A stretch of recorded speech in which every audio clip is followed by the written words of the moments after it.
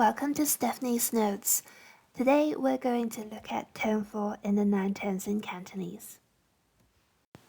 Tone 4.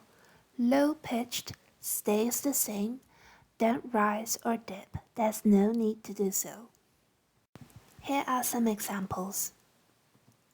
Yan, yan, meaning person or people. Pang, pang, meaning cheap. Pang, pang, meaning not cheap.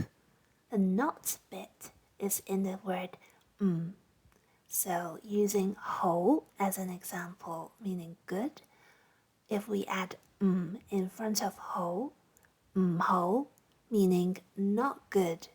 So is quite a useful one. Peng si, in normal times or ordinarily. See you in the next video. Ga1 Yau2, happy learning.